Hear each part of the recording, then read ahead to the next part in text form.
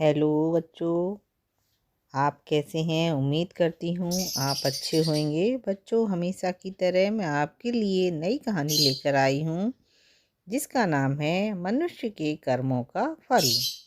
तो शुरू करते हैं आज की कहानी। एक राजा था, वो बहुत धर्मात्मा व न्याय करने वाला था और वह भगवान का भी बहुत बड़ा भक्त था। उसने ठाकुर जी का एक मंदिर बनवाया और उसमें एक ब्राह्मण को रखा। वह ब्राह्मण बहुत अच्छा व धर्मात्मा था। वह राजा से कभी कुछ नहीं मांगता था। उसके स्वभाव से राजा भी बहुत खुश थे और उसे राज्य में पूजा पाठ करते 20 वर्ष हो गए थे। उसने राजा से कभी भी किसी प्रकार का कोई प्रश्न नहीं किया।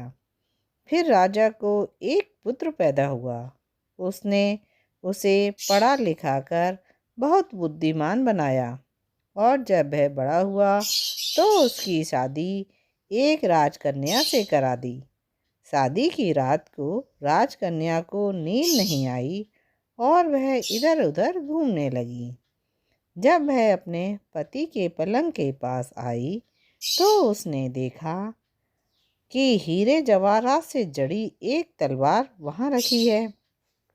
उसने उस तलवार को मयान से बाहर निकाला तो वह तलवार बिजली के समान चमकने लगी।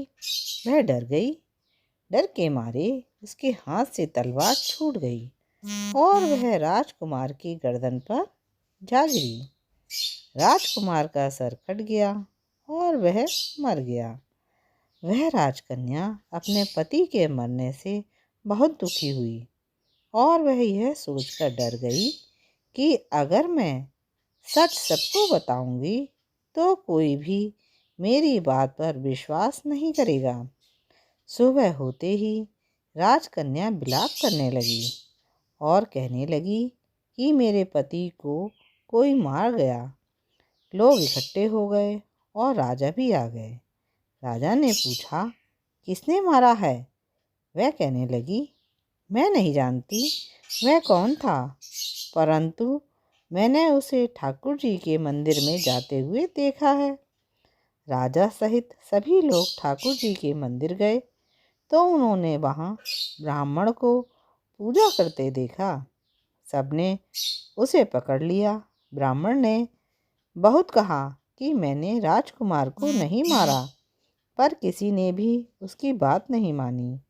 राजा ने भी बार बार सोचा कि ब्राह्मण निर्दोष हो सकता है, लेकिन सभी के कहने पर राजा ने ब्राह्मण से कहा, मैं तुम्हें प्राण दंड नहीं देता, लेकिन जिस हाथ से तुमने मेरे पुत्र को तलवार से मारा है उस हाथ को काटने का आदेश देता हूँ।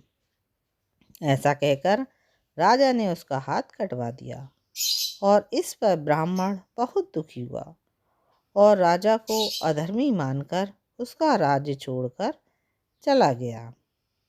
फिर ब्राह्मण ने बहुत कोशिश की कि कोई बुद्धिमान ज्योतिषी मिले तो अपने बिना किसी अपराध के अपने हाथ कटने का कारण पूछूं। तो उसे काशी में एक विद्वान ज्योतिष मिले। जब वह ज्योतिष से मिलने के लिए उसके घर गया तो वह वहाँ नहीं थे। उनकी पत्नी उनकी आलोचना कर रही थी और उन्हें बुरा भला कह रही थी। तभी थोड़ी देर में वह ज्योतिष घर आ गए। उनके घर आने के बाद भी उनकी पत्नी उनका अपमान करती रहीं, पर ज्योतिष चुप रहे और उन्होंने अपनी पत्नी से कुछ भी नहीं कहा। इसके बाद वो अपनी गद्दी पर जाकर बैठ गए। ब्राह्मण को देखकर ज्योतिषी ने कहा, कहिए ब्राह्मण देवता, आपका आना कैसे हुआ। ब्राह्मण ने कहा, आया तो था अपने बारे में पूछने, लेकिन पहले आप बताओ अपना हाल कि आपकी पत्नी अपनी जुबान से आपका इतना अपमान क्यों करती है। तब ज्योतिषी ने कहा, ये मेरी स्त्री नहीं, मेरा कर्म है। दुनिया में हम जिसे भी देखते हैं भाई, पुत्र, शिष्य, पिता या कोई भी संबंधी, वो सब हमारा ही कर्म है। अपना किया हुआ कोई भी काम, अच्छा हो या बुरा, हमें भोगना ही पड़ता है। इसलिए मैं अपने कर्मों को खुशी से भोग रहा हूँ। ब्राह्मण ने पूछा, आपने ऐसा क्या कर्म किया था? तो ज्योतिषी ने कहा, पूर्व जन्म में मैं एक कौवा था और आज जो मेरी स्त्री है वो एक गधी थी, जिसकी पीठ पर एक फोड़ा हो गया था और फोड़े की पीड़ा से वह बहुत दुखी थी। उस फोड़े में कीड़े पड़ गए थे। उन्हें खाने के लिए मैं उसके फोड़ों पर चोट मारता था, जिसके कारण उसे असह्य दर्द होता था। एक बार उसकी पीठ पर चोट मारते हुए मेरी चोट उसकी हड्डी में लग गई और यह दर्द से तड़प उठी। मैंने भी चोट निकालने की बहुत कोशिश की, परंतु वह अटक गई और नहीं निकल सकी। इसने भी सोचा कि मैं पानी में अपनी चोट निकाल लूँगा, और ऐसा सोचकर इसने गंगा नदी में प्रवेश कर दिया। गंगा का वेग तेज होने के कारण हम दोनों बह गए और बीच में ही मर गए। तब गंगा जी के प्रभाव से ये तो ब्राह्मणी बनी और मैं बहुत बड़ा ज्योतिषी बना, और आज ये मेरी पत्नी बनी है, जो अपने मुंह से गाली निकालकर मुझे दुख देती है। लेकिन मैंने चोट इसे दर्द पहुंचाने के लिए नहीं मारी थी, इसलिए इसकी समझ एक दिन ठीक हो जाएगी और अपने पूर्व जन्मों का फल समझकर इसे सहन कर रहा हूँ। इसलिए मैं शांत हूँ। उस दिन की प्रतीक्षा कर रहा हूँ जिस दिन इसका स्वभाव अच्छा हो जाएगा। अब आप कहो, आपका यहाँ कैसे आना हुआ? ब्राह्मण ने अपना सारा समाचार सुनाया और पूछा, अधर्मी पापी राजा ने मुझ निरपराध का हाथ क्यों कटवाया? ज्योतिषी ने कहा, राजा ने आपका हाथ नहीं कटवाया, आपके कर्म ने ही आपका हाथ कटवाया है। इस पर ब्राह्मण ने पूछा, ऐसा किस कारण हुआ?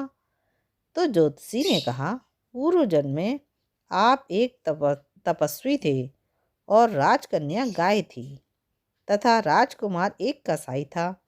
जब कसाई गाय को मारने लगा, तब गाय अपनी जान बचाकर आपके सामने से जंगल में भाग गई।